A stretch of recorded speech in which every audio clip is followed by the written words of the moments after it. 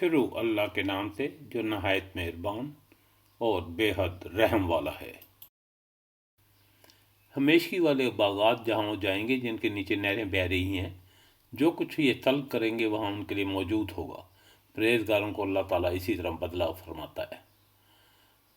فرماتا ہے۔ وہ جن کی جانیں فرشتے اس حال میں قبض کرتے ہیں کہ وہ پاک صاف ہوں، کہتے ہیں کہ تمہارے لیے سلامتی ہے، جاؤ جنت میں اپنے اعمال کے بدلے جو تم کرتے تھے۔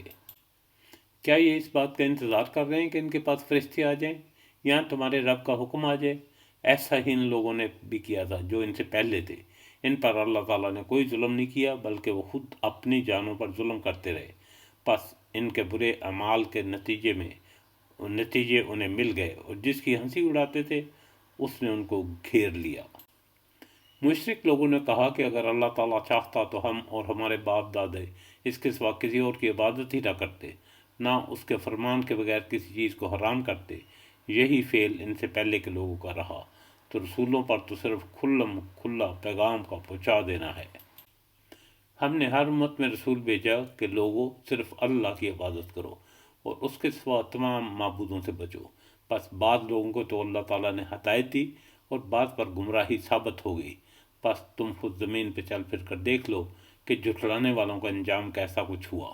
گو آپ ان کی ہدایت کے خواہش مند رہے ہیں، لیکن اللہ تعالیٰ اسے ہدایت نہیں دیتا جسے گمراہ کر دے، اور نہ ان کا کوئی مددگار ہوتا ہے۔